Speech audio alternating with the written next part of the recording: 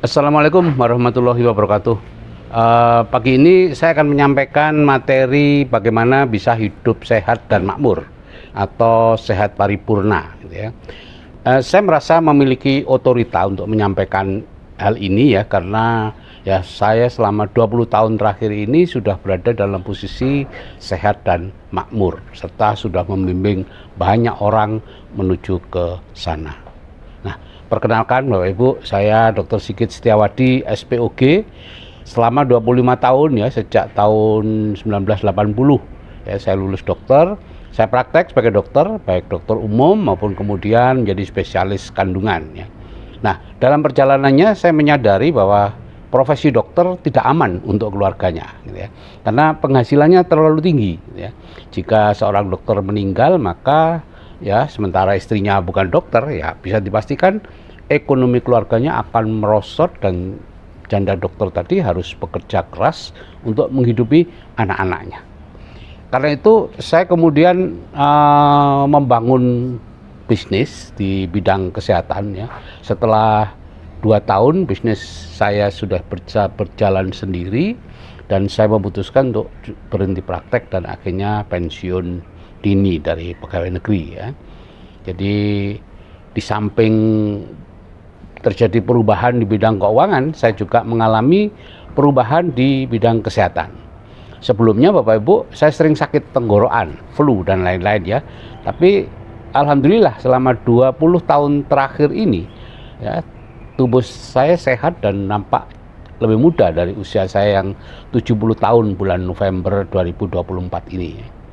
Nah, pembahasan ini selanjutnya akan terbagi dalam 3 video. Yang pertama adalah dasar-dasar kesehatan tubuh, yang kedua adalah dasar-dasar kesehatan keuangan, dan yang ketiga adalah dasar-dasar kesehatan mental ya, sebagai segitiga sehat paripurna, keuangan, tubuh dan mental. Nah, saya akan membahas tentang yang pertama ya, yaitu dasar-dasar kesehatan tubuh.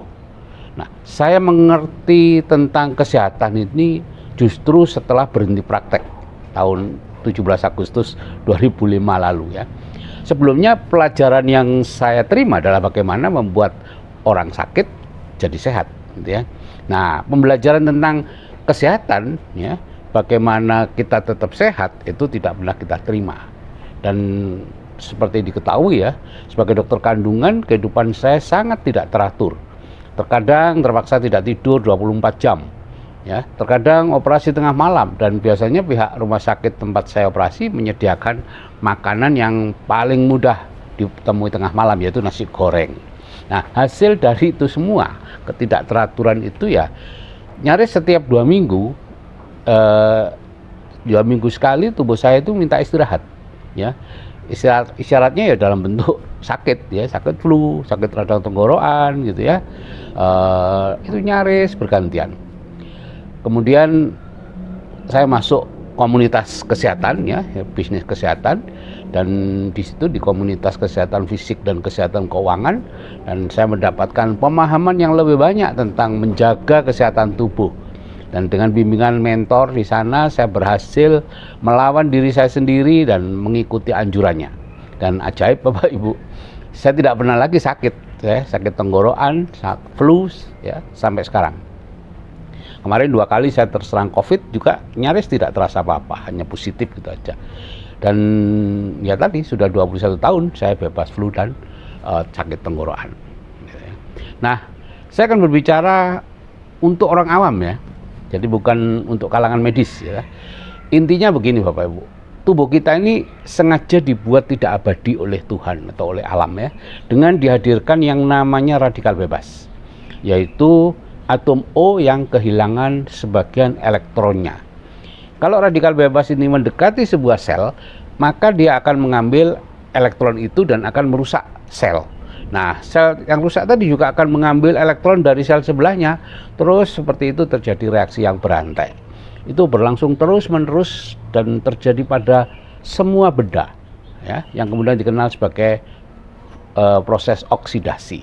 Nah, besi jadi berkarat, batuan-batuan lapuk, logam-logam lain lama-lama hancur, kayu juga lapuk ya.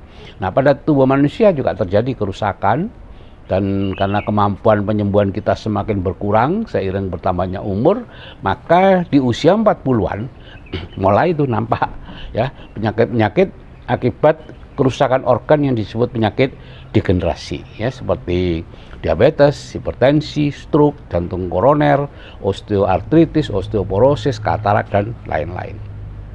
Nah, dulu radikal bebas itu hanya ada dua, yaitu oksigen atau udara dan sinar matahari.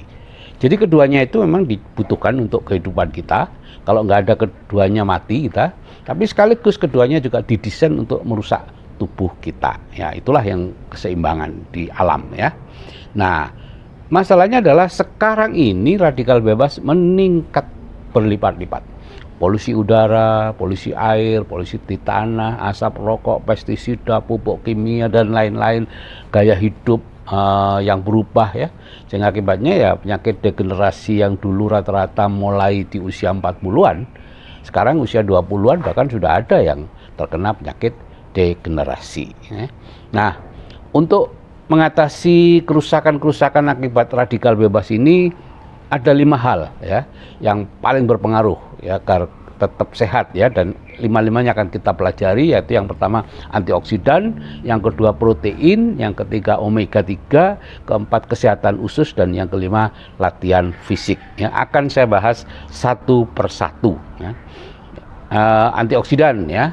Antioksidan adalah zat yang memiliki banyak elektron ya, dan bisa membentengi sel-sel kita dengan cara menetralkan radikal bebas yang mendekat ya. Banyak macamnya antioksidan ya, ada juga yang diproduksi oleh tubuh sendiri seperti glutathione, beta karotin, polifenol ya, antosianin dan lain-lain. Tapi ya tentu nggak cukup ya, sehingga perlu banyak antioksidan dari luar tubuh, yaitu vitamin A, vitamin C, vitamin D, vitamin E ya. Meskipun semua antioksidan itu bisa bekerja di semua tempat, tapi ada tempat-tempat spesifik ya. Misal vitamin A bekerja utama di mata, vitamin C di paru-paru, vitamin D di kulit dan tulang, kemudian vitamin E di kulit dan organ reproduksi. Cara bekerjanya adalah ketika ada radikal bebas ya mendekat ke sel, maka sebelum mengambil elektron dari atom-atom di dalam sel tadi, elektron dari radikal antioksidan yang tersedia di situlah yang akan diambil ya untuk menetralkan radikal bebas tadi. Dengan demikian sel-sel tetap terlindungi. Nah, di alam Bapak Ibu, antioksidan itu terdapat di buah-buahan dan sayur-sayuran ya, kita kenal sebagai vitamin. Dan standar WHO untuk orang dewasa itu perlu makan 450 gram buah dan sayur, dan itu minimal dalam 5 warna setiap hari. Nah, sayangnya ini Bapak Ibu ya, data di Renstra 2018 di Indonesia ya, hanya 4,6% masyarakat Indonesia yang cukup asupan antioksidannya. Ya, Anda tidak salah dengar Bapak Ibu, hanya kurang dari 5% yang tercukupi. Artinya ada lebih dari 95% orang Indonesia tidak memiliki kecukupan antioksidan untuk melawan radikal bebas. Jadi di samping itu ya perlu juga diingat ya, produk sampingannya dari buah dan sayur tadi, misalnya sayur hijau mengandung purin yang bisa menyebabkan asam urat dan lain-lain ya. Nah, itu tentang antioksidan Bapak Ibu. Yang kedua yaitu tentang protein ya. Ini zat penting yang kedua ya yang harus kita ketahui ya. Protein berasal dari bahasa Yunani protos ya, artinya yang utama.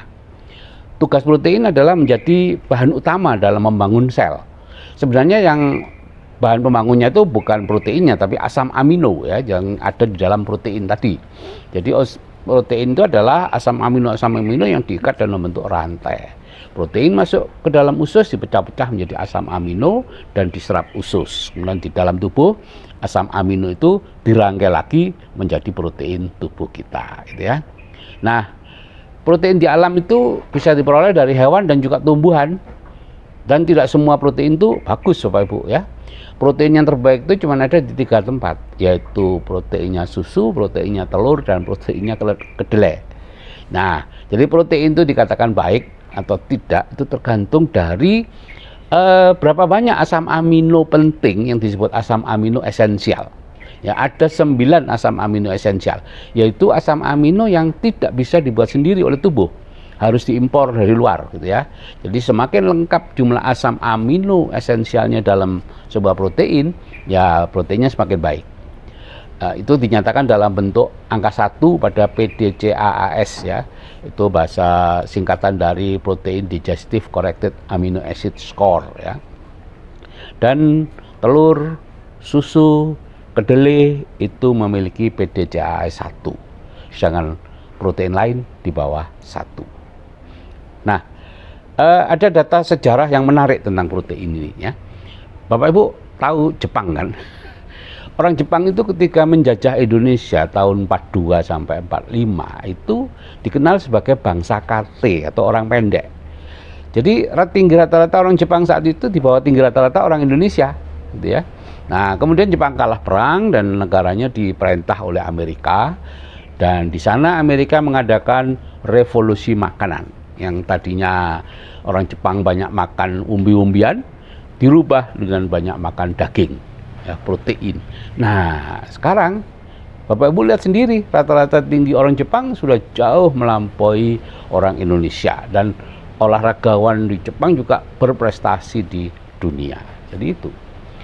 Nah, kalau kita melihat kebutuhan protein pada orang dewasa itu berkisar antara 0,8 sampai 1,5 gram, atau rata-rata 1 gram per kilogram berat badan normal, yaitu kalau tinggi badan kurang 100 ya untuk orang Indonesia ya. Jadi kalau seperti saya ini tingginya 160-an ya kebutuhan saya 60 gram ya, 60 gram protein per hari. Pada anak-anak itu karena fase pertumbuhan disamakan dengan orang dewasa yang melakukan bodybuilder gitu ya, yaitu sebanyak 1,6 sampai 2 gram per kilogram berat badan. Misal nih anak usia 11 tahun ya, beratnya 30 kilo, berarti kebutuhan proteinnya ya antara 50 sampai 60 gram per hari gitu ya. Nah, kandungan protein itu kalau di makanan disebut satu porsi yaitu 7 gram protein. Sepotong paha ayam, sebutir telur ayam, segelas susu, seekor ikan ukuran tanggung, tempe ukuran kartu remi, itu masing-masing mengandung 7 gram protein. Ya, tinggal mengalihkan saja, disesuaikan dengan kebutuhan kita. Misalnya anak umur 11 tahun tadi itu butuh 50 sampai 60 gram. Nah, berapa? Tinggal 60 gram protein itu setara dengan 9 porsi protein ya, gabungan tempe, telur, daging, susu dan lain-lain. Masalahnya Bapak Ibu ya, apakah pernah diberikan? Kemudian yang kedua, ada masalah lain, yaitu di setiap jenis makanan tadi juga selain protein juga ada ikutannya, seperti kolesterol, trigliserida atau lemak ya, purin ya, yang menyebabkan asam urat dan sebagainya. Jadi kita perlu hati-hati dalam memilih makanan ya, kebutuhan proteinnya. Nah, itu. Dan tidak banyak yang mengetahui ya, anak-anak tadi 1,6 sampai 2 gram kan, dan tidak banyak yang mengetahui bahwa anak-anak stunting dan anak-anak obesitas itu penyebabnya sama, yaitu kekurangan protein ya. Saat saya kecil dulu, saya stunting Bapak Ibu. Ukuran saya jauh lebih pendek dibandingkan anak-anak normal. Saya bayangkan, saya setiap hari itu sarapannya nasi goreng dengan kerupuk upil yang kecil-kecil itu, kemudian makan siang lauknya 3 ekor teri Bapak Ibu, teri ya kurang lebih kecil dari inilah. Dan malamnya mungkin 1/4 butir telur bebek hasil ternak sendiri. Jadi ya karena kekurangan protein terasa lapar kan, karena itu bahan makanan utama. Nah, kalau orang tuanya memiliki uang, tidak memiliki uang seperti kami dulu ya dibiarkan saja gitu ya. Kalau orang tuanya punya uang ya, anaknya akan diberi sangu atau diberi makanan tambahan, dan biasanya makanan tambahannya berupa mie instan, keripik, roti dan lain-lain. Jadi makanan-makanan yang gurih, berlemak dan yang manis-manis. Akibatnya mereka menjadi obesitas alias kegemukan. Jadi hati-hati Bapak Ibu, kalau tidak hati-hati pemberian makanan tambahan yang kurang tepat hanya mengubah stunting menjadi obesitas gitu ya. Nah, sekarang kita proses penyakitnya itu seperti apa ya? Karena kekurangan protein tadi itu ya, maka kerusakan yang terjadi akibat radikal bebas tidak segera bisa dipulihkan. Dan ini akan menyebabkan terbentuknya jaringan parut ya atau scar ya. Jadi jaringan seperti apa itu, luka itu ya, yang apa namanya akhirnya makin lama makin meluas dan ya mengurangi fungsi organ tadi, sehingga terjadilah penyakit degenerasi. Misal di pembuluh darah nih, ada luka di sana sini sejak kita kecil ya, karena radikal bebasnya kan sejak kita kecil ya. Sembuhnya tidak sempurna, kaku di sana, kaku di sini, titik di setiap titik sepanjang berapa kilometer itu pembuluh darah kita itu ya. Nah, akhirnya selama bertahun-tahun terjadilah luka di berbagai titik yang sembuhnya tidak sempurna, pembuluh darah menjadi kaku dan beberapa tempat menyempit karena ada penumpukan jaringan dan sebagainya ya. Nah, dengan pembuluh darah yang kaku dan sempit, maka tekanan darah yang normal yaitu 120 mm raksa, darah tidak bisa didorong sampai di ujung-ujung ya, dan tubuh merasa kurang gitu ya, sehingga jantung memperkuat tekanannya. Jadilah penyakit yang disebut hipertensi ya, atau tekanan darah tinggi. Dan itu akan menyebabkan akibat yang seperti lingkaran setan ya, terhadap menyebabkan kerusakan tubuh lain ya. Dan obat hipertensi, antihipertensi yang diberikan oleh dokter itu tujuannya untuk melemaskan pembuluh darah dan mengurangi ya, ada yang kencingnya banyak sehingga volume darah berkurang dan lain-lain, bukan memperbaiki pembuluh darah. Jadi sampai saat ini masih ada kepercayaan bahwa pengobatan hipertensi berlangsung seumur hidup, karena yang dicegah adalah komplikasi akibat tekanan darah tinggi. Tapi Bapak Ibu, kalau kita bisa mengetahui prinsip-prinsip kesehatan seperti yang saya jelaskan tadi, kemudian menyediakan sarana-sarananya untuk memulihkan ya, memulihkan kembali pembuluh darah, ya tentunya tekanan darah tinggi tadi bisa disembuhkan.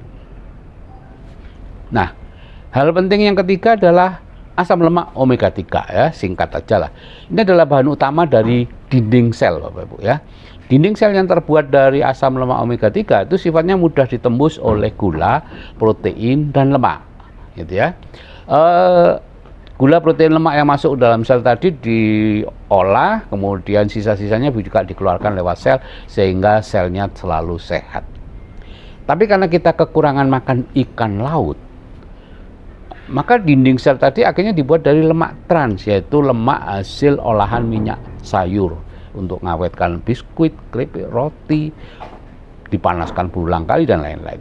Dan akibatnya ya, dinding sel tadi ya, menjadi sulit untuk ditembus gula, protein, lemak, sehingga kadar gula di dalam darah meningkat dan terjadilah diabetes tipe 2, yaitu diabetes karena gula, protein, lemak susah masuk ya.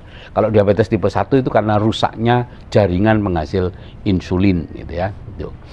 Nah, kalau gula, protein, lemak tadi kemudian juga yang di luar itu akan dirubah menjadi lemak dan simpan menjadi sel lemak.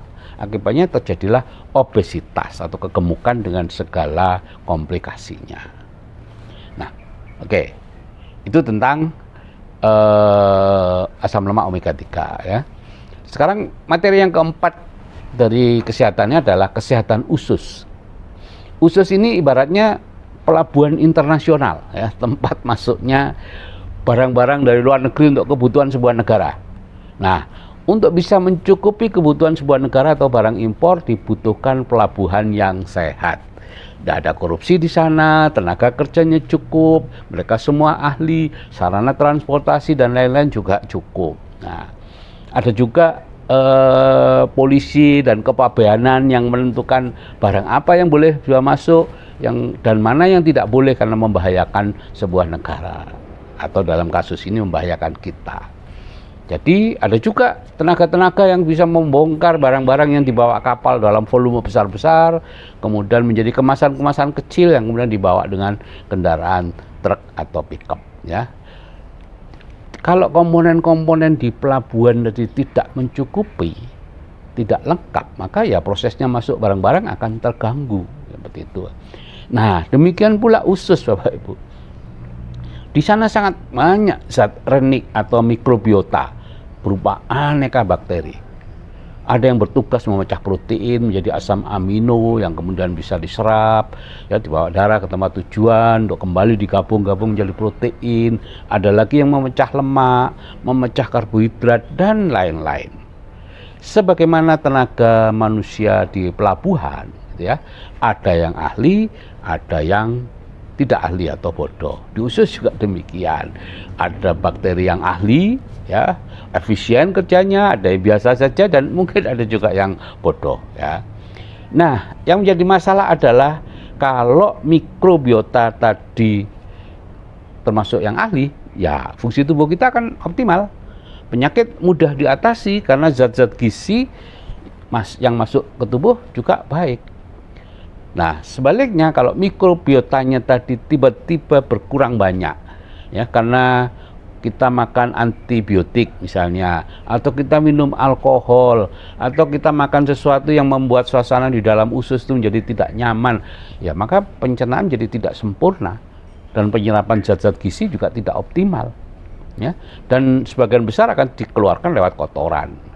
Nah, untuk itulah perlu mikrobiota tambahan dari luar yang namanya atau disebut probiotik. Nah, sekarang pertanyaannya, di usus itu di mana bakteri itu tinggal dan hidup? Ternyata mereka hidup di karbohidrat yang tidak bisa dicerna, yang lebih dikenal sebagai serat, Bapak Ibu. Bapak Ibu mungkin tahu atau pernah punya akuarium, ya, atau kolam, ya. Itu ada penyaring biologis namanya. Ya. Yang nyaring adalah bakteri-bakteri menyaring amonia menjadi nitrat dan nitrit, ya.